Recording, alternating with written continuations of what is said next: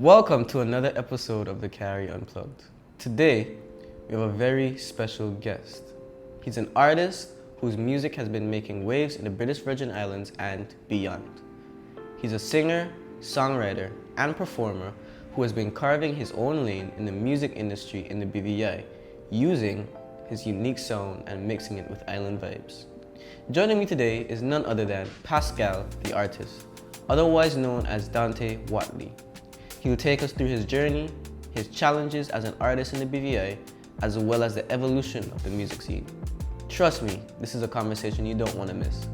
So join me in welcoming Pascal to the podcast.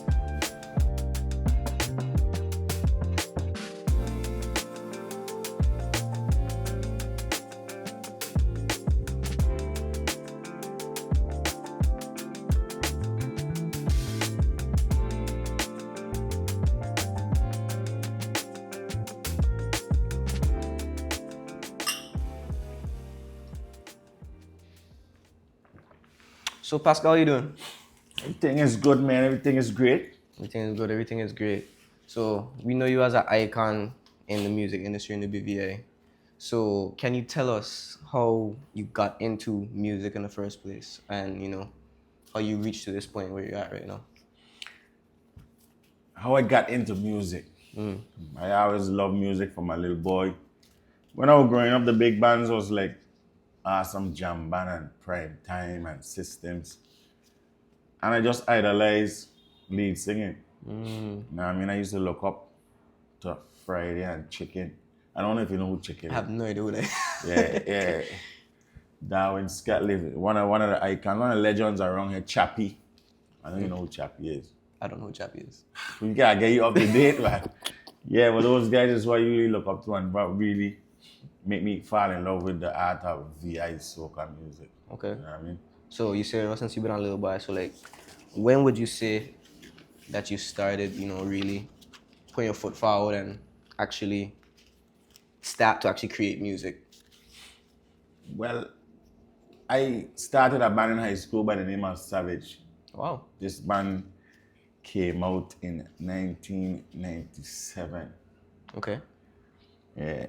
And just being around people that know music and know instruments, and then you're listening to it, it was addictive to me. You know what I mean? And then I actually got an opportunity to sing at a tramp. Yeah, Prime Time, back in the day, this is like 2000. Prime Time had a tramp and Chicken gave me the mic.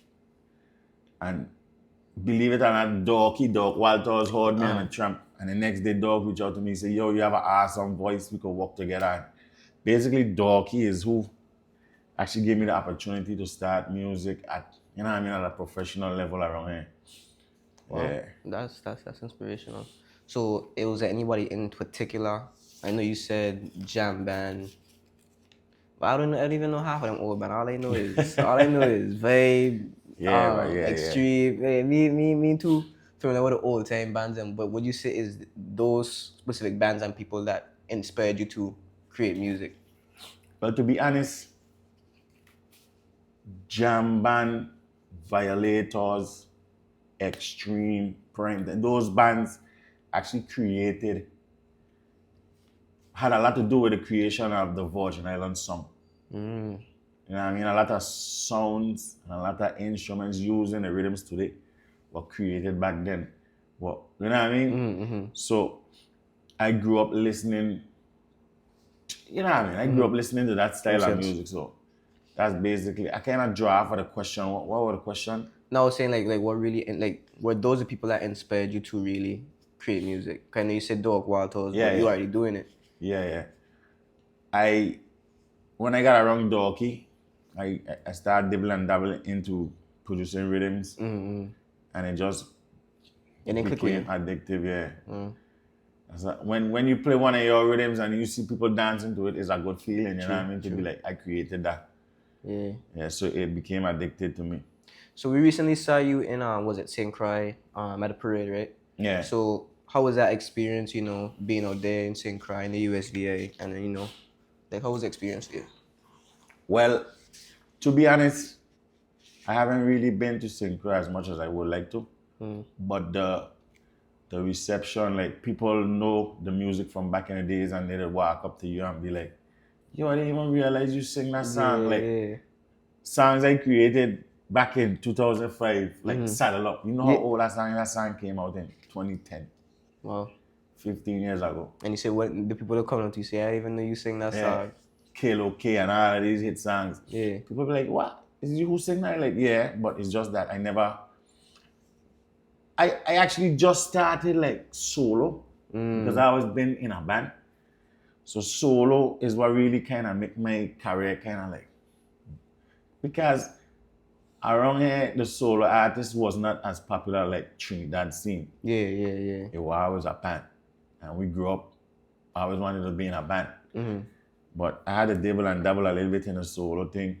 And it's working out for me, you know what I mean? That's good. That's good. Yeah.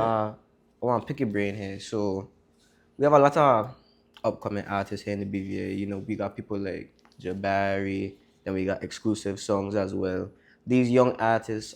So how do you think, you know, this next generation that's coming up? How do you feel that we can elevate the BVA music scene to be on a more regional or international level?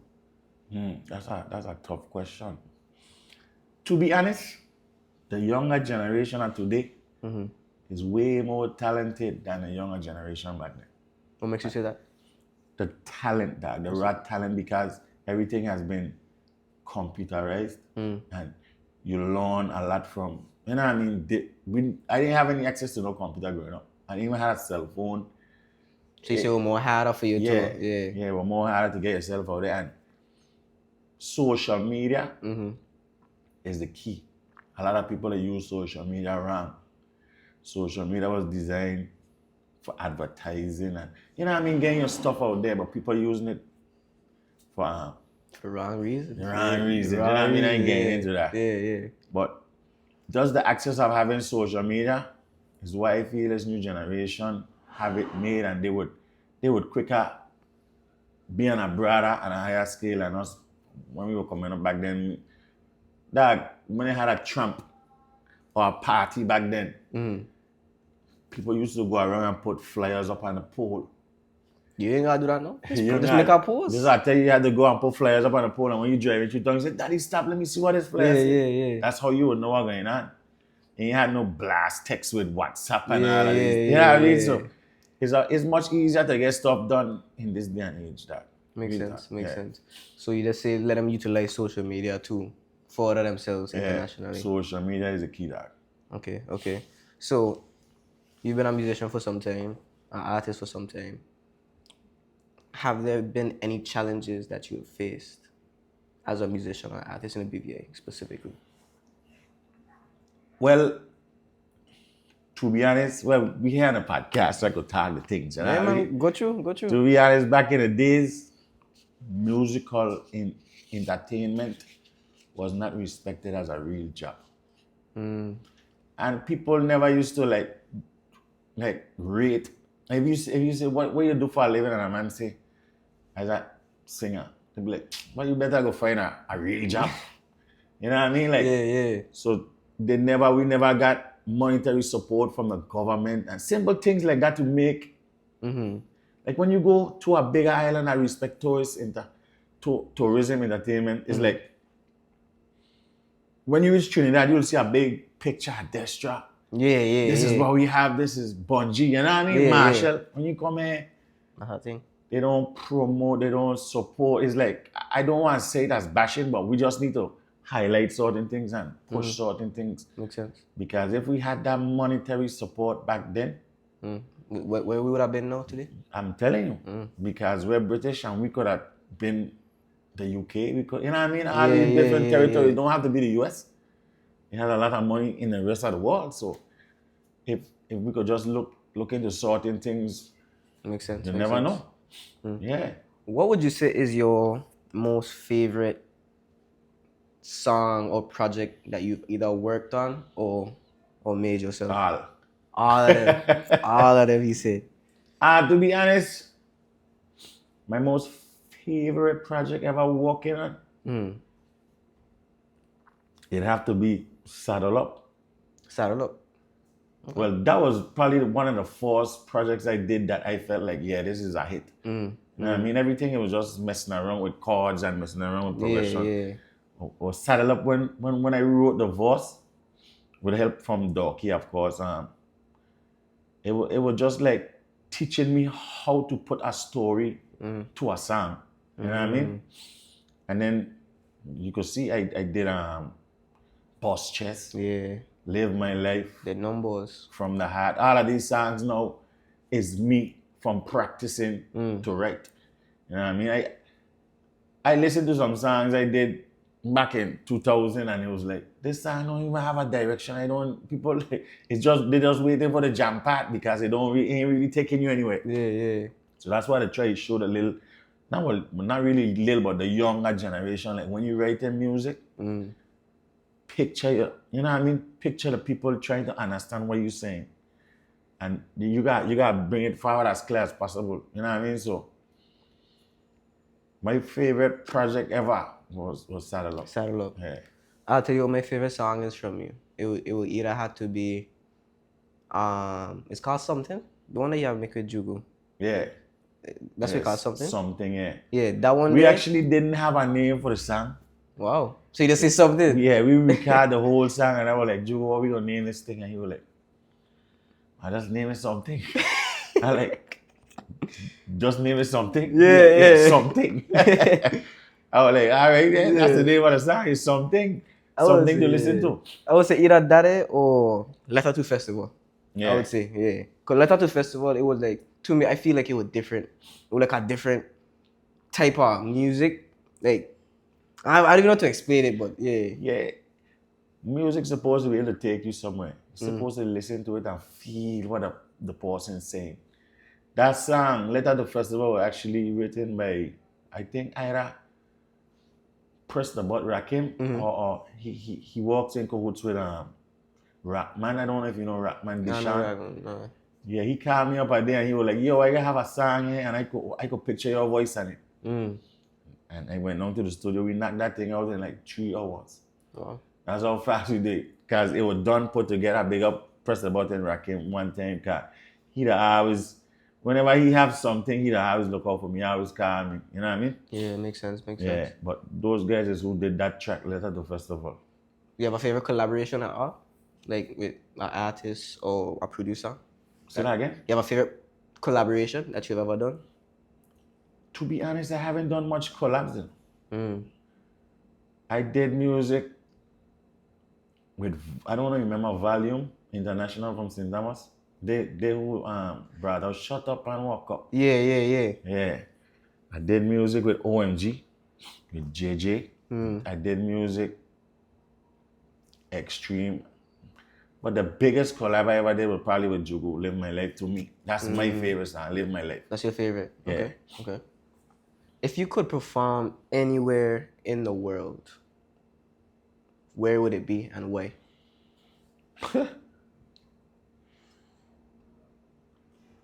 You'd have to be on the biggest stage. You know what I mean? Wherever. I don't even know, like, I wouldn't say Trinidad because everybody say Trinidad is Mecca. Yeah. But something bigger, like, if I could get in the UK on you know what I mean, on a stage in front of 5,000, 10,000 people, and when you sing, they respond, that's the greatest feeling in the world. You know what I mean? The most people I ever play for is probably about 1,000, 2,000 people. You know what I mean? But when you got like 10,000 people and you've seen the whole crowd rock and you see everybody put your hands up and the whole crowd put, it'll be a feeling. That's the addiction I'm talking about. Like, so you feel like that is what really captivating you when you're up on the stage? Yeah. Do you have like a strange thing or something that's odd that happened to you while you were on stage? Sometimes I get carried away in the music and I close my eyes. And I'll be there singing to myself. And then when you open your eyes, you see the crowd rocking, you're like, oh shit, like, I'm supposed to be entertaining them. Like, it'll just be a carried away feeling where you feel the music and you just close your eyes and you sing. That's probably the habit I do on stage. Yeah. But I feel like that makes the performance even so much more better. You ain't just up here just to sing and then done. Like you really into the music. Yeah, You yeah. understand? So how do you think you've grown as an artist over the years? Well, to be honest, I to myself didn't think I was a great singer.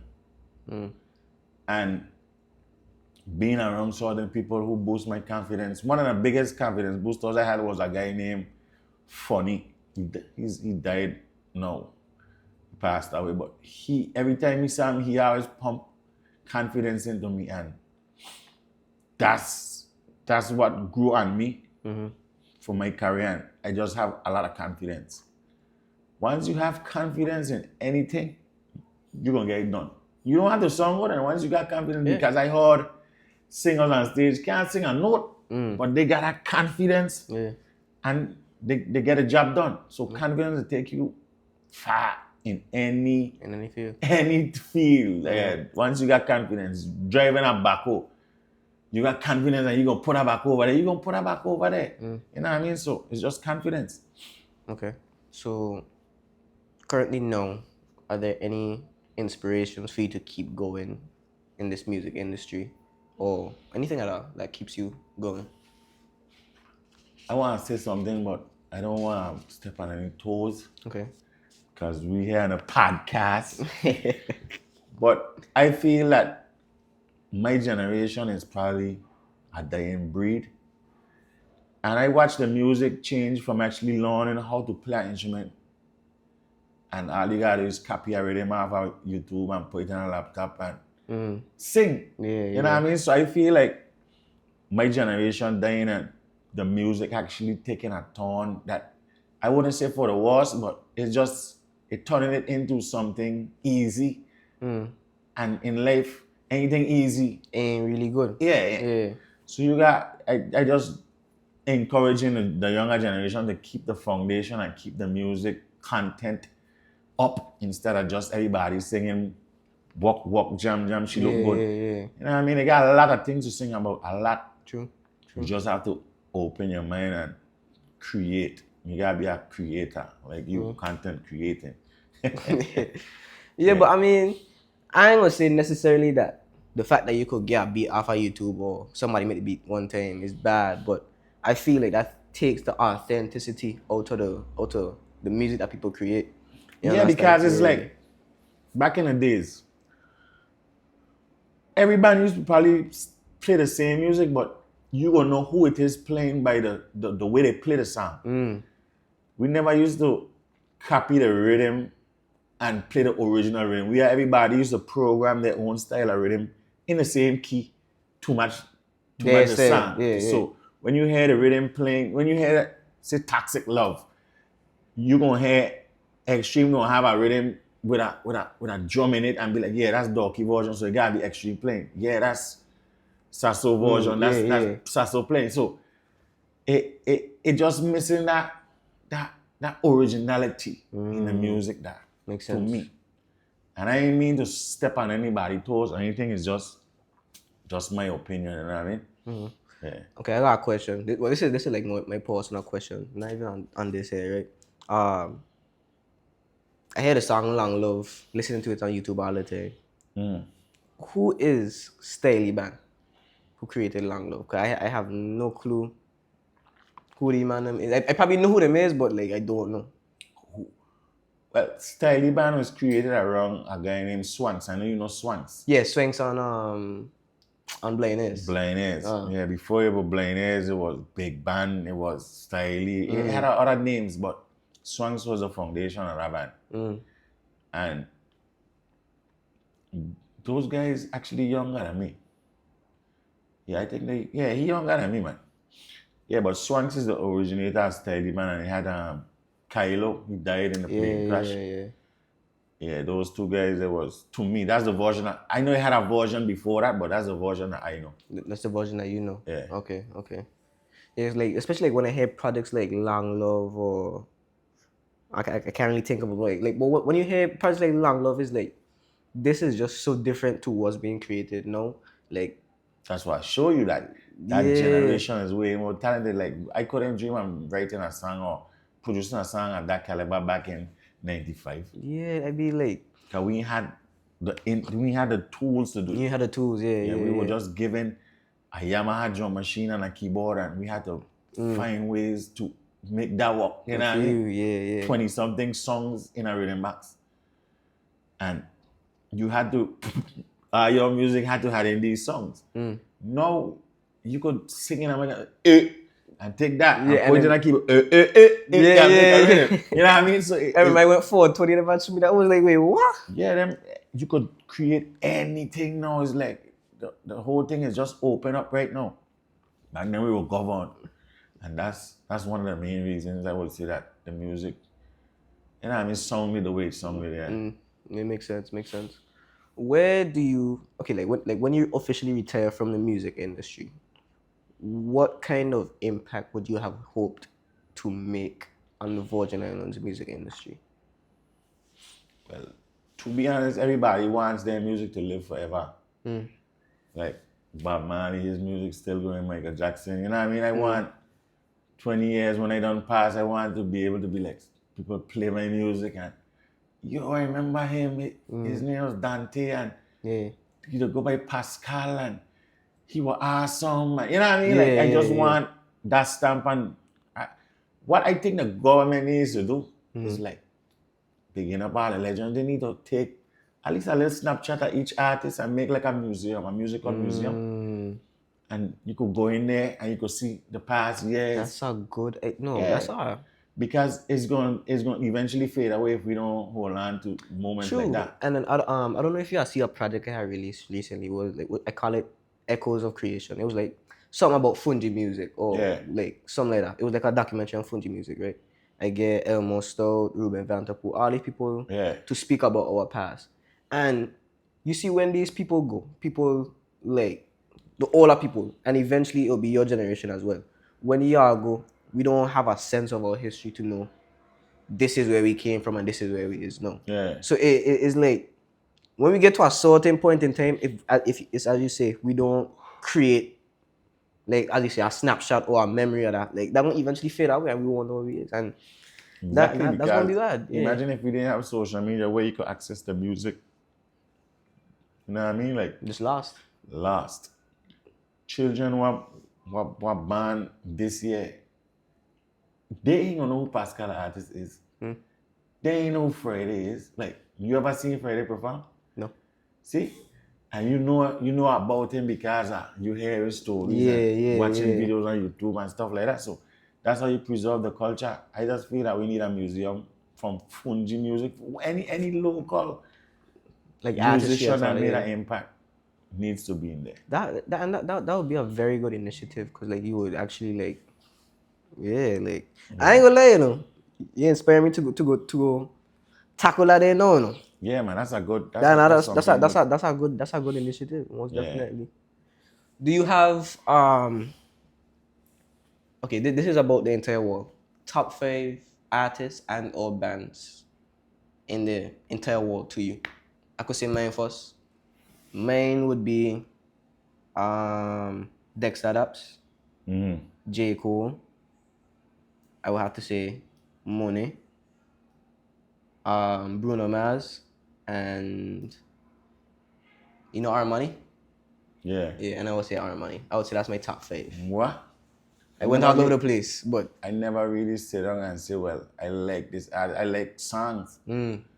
But somebody like Wyclef, that's my swag, you know what I mean? Okay. Drake, lyrical. I always gotta put Nick Friday in there, because that's why, you know what I mean? I like Ritical. They're very lyrical, but I just feel we don't push. You know what I mean? We don't, what award is I looking for? Like, respect that level of local artists. True. That is true. Yeah, and another great voice is Revelation. That is true. Yeah, that is true. Revelation. I got a lot of respect for that guy. His vocal range is amazing. And yeah, I wouldn't say top 5, but that's 5 artists that I love. You know what I mean? Yeah. Okay, so I'm going to transition from these musical questions. Well, they're gonna still be kind of tailored to music, but they're gonna be more fun, right? You have to listen to one for the rest of your life. You have to pick between these two. You got dancehall or VI soca. BVI soca. Easy. Okay. Reggae or VI soca. BVI soca. Okay. Okay. Hip hop or VI soca. BVI soca. Okay. It's just that I grew up. You can ask somebody from New York hip hop or BVI soca. True. You know what I mean? True. So, True. yeah. Okay. So let me take VI soca. VI soca don't win already. So Yeah. reggae or dancehall. Dancehall. Okay. Dancehall or hip hop. Hip hop. Wow. Hip hop. Yeah. Why hip hop though? As I say, I old school. Okay. I actually did 2 years of high school in New York. And I fell in love with Wu-Tang and, you know what I mean? Yeah. Yeah, Method Man was like one of my great favorite artists back then. Eric Solomon. You probably know them dudes. I have no idea what you're Keith talking Murray. about. Keith Murray. Yeah. That's the kind of music I used to listen to back in the days. Makes sense. I just like, I like that version of hip hop. I don't like the down south version that much. Okay. Makes sense. New York hip hop foundation, yeah. Okay. So if you weren't a musician, what do you think you'll be doing? Architecture. Oh, that is. Yeah, my father was an architect. That's what I used to do before he passed away. Okay. Yeah, I used to draw. I draw a lot of people house wrong here. They don't know I draw it, you know. Wow. Yeah, they think Paul what they drew it, but he just say, Tante, do this for me. Yeah, he went to that level where people were working for him. You know what I mean? So he just put his name on it. Yeah. Wow. So you say architecture. Yeah. Is that something that you do as a side hustle, or is that something that I you don't do it outside. I was like, could, but it's just the time. And music, Caribbean popping, and every minute, every weekend. You're somewhere else, somewhere. Yeah, it makes sense. So I'm grateful, thankful for that. You know what I mean? So Makes sense. yeah. Okay. So we'll ask every guest coming down closer to like the end of the podcast this question, because more or less all the way from the Virgin Islands, right? It's an ongoing war that all of we struggle with, but out of every single tat that has graced these Virgin Islands, what would you say is the best tat to ever be created? Wait, we're talking about tat? Tart. Coconut. T-A-R-T. T-A-R-T. What would you say is the best tat to ever grace these islands? We call the Virgin Islands. Coconut tart with confidence. Shake my hand. Pascal, I like you, know. I like, hey. Yo, what are the hair, man? But oh, guava, you got to be out of your way. No, guava is a nasty fruit. You ever pick a guava off a tree and eat it? I mean, no, not really. A bunch of little seeds sticking up your teeth. Nah, we don't do that. Yeah. I like you, though. I like that you say coconut. But I mean, I have a respect for pineapple, though, because pineapple, it tastes consistent, but coconut is just a superior tart. I'm not going to lie to you. It's just superior, and then you got Brent over here doing the most, but you're going to leave that way, too, because man say, yo, if you want to make coconut tart, you got to mix the gravel and yo, listen, a dude even reached and told me back in the days to crush coconut. Them old woman used to put it in their mouth and chew it up, and I was like, hey, I reach it right now. I don't know if it's true, but they reach it, man. Hey, that's how you get a voice chat. That's how you make the coconut tart soft. Yo, nah, amigo, like that is funny, you know. Nah. Wait, so you got shit? Yeah. Nah. I can't do it. Alright, so to the younger generation, or people aspiring to be musicians, give them a word of advice to keep pursuing what they're pursuing, or when times get tough, or you know. Yeah, man. Sometimes when a lot of younger bands fall when they actually play out and they don't see the response they're looking for. So sometimes you just gotta stick to your craft and believe in what you believe in. and keep pushing. Because when the Awesome Jam Man came out, they used to flop. You know what I mean? So Friday believed in what he believed in, and he would just keep pushing and tell the people them just get sick of him and start to love him.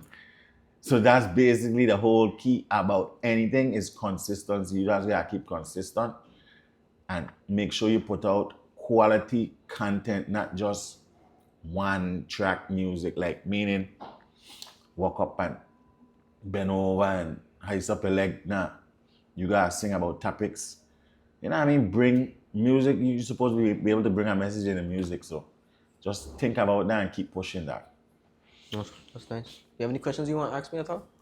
Yeah, how old are you? Like 18. 18? And what inspired you to be a content creator? It was on some spontaneous vibes. Like, over the course of my last year in high school, like, I did an internship with my mentor, and then I saw how he created videos. He was a videographer. He wasn't really a content creator per se.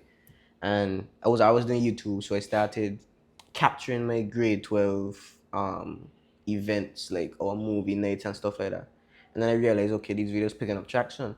So then from that day, I just went over to different events. Like I remember I met you in Village sometime. You know Village, right? And I was like, oh, yo, record me real quick. So then it's like stuff like that. It just I just keep pushing. That's and motivation. Then, yes. And legit, I ain't gonna lie to you. I don't know what it was, but I think whenever I see you in Village, I was down or something. But like, I was eating food and I was down. And you told me record, and then that's motivate me too. To keep going, because me ain't gonna lie, you know, even in this passion or when anything, you always don't feel 100% all the time. So you need that thing to back you. But I would say it was on some spontaneous vibes. It wasn't really nothing that I wanted to do from start, because I wanted to be a pilot to follow back on my grandfather. But who's your grandfather? Linton Whitley. Okay. Yeah. So, it was pretty much I want to be a pilot. I mean, I still want to be a pilot, but that's not like a profession I want to follow. Like somewhere like a side quest. Yeah, but that's a lot of work you got to put into that. So that have to be a profession. That can't be no side hustle. Okay, no. When I say side quest, I mean like I would just get my private license just because. Yeah. Like it wouldn't be something I want to like be a profession. I mean, like it's good to travel and stuff like that, but once you get a license and you see that you can make money doing it, it's going to turn into a. You think so? Yeah. Yeah. Anything that makes money is motivation. True. It's as simple as that. But I mean, it could be motivation, but at the same time, I feel like film or media is where my heart is at. You understand? I respect that, because my father wanted me to be a businessman. You know what I mean? Yeah. Music was my passion, and every day he used to be, yo, you need to put on that mic and learn to do something. He wanted to send me to trade school. I could do a lot of stuff with my hand. I could, you know what I mean, managing life, but I just wanted to be an artist. Yeah. You know what I mean? And it's something that it gotta be in you. True. You know what I mean? You can't wake up and be like, yeah, I gonna do this. No, you have to want to do. You have to want to be great. That passion gotta be there. You have to have a passion about it in order to be great. And I kind of feel like, for me, when I wanted to be a pilot, that was solely for the purpose of following back on my grandfather, to be honest with you. So I wouldn't say it was something I wanted to do from the get-go. I mean, even though I still want to kind of fill his shoes in a certain aspect and surpass him, you know. But I feel like in order for me to do that, I would have to stick to media. I feel like media is my thing, most definitely. Like, film is something I'm very passionate about. Like, I respect that. I respect that. That alley there, because I tried to edit a video on my phone and they were like, what the hell? You gotta cut this, chop this, add effect to this piece, bring this in slow, add the music. I'm like, dog, it's a lot of work. So I respect people that do that, man. Real talk. Most definitely. Yeah. I mean, I honestly don't have any more questions for you. I mean, if you got any more questions for me, shoot them. And then if not, we could say goodbye to the peeps. Well, you could just tell the people that the name of your podcast and where they could reach you. Yeah, I'm the host right now. where they could reach you and how, the services you offer, whether you record weddings, anything. Let them know, man. So, I mean, my name is the Carrie Whitley Adams. You know, guys, you can reach me on this YouTube channel. Alpha videography service, you know, services, my bad. Just hit me up on Instagram. If you got my number, hit me up as well, you know. I record a video for you, edit for you for a good price. You know what I'm saying? But we here with Pascal, the one and only, the legend. It was a pleasure having you on the podcast, man, honestly. Yeah, man, it's a pleasure doing business with you. Most I definitely. respect you for reaching out to me to get stuff done. You know what I mean? It's just the vision you had. And we're here. Most definitely. But anyways, guys, catch eye on the next episode of The Carry Unplugged. Later.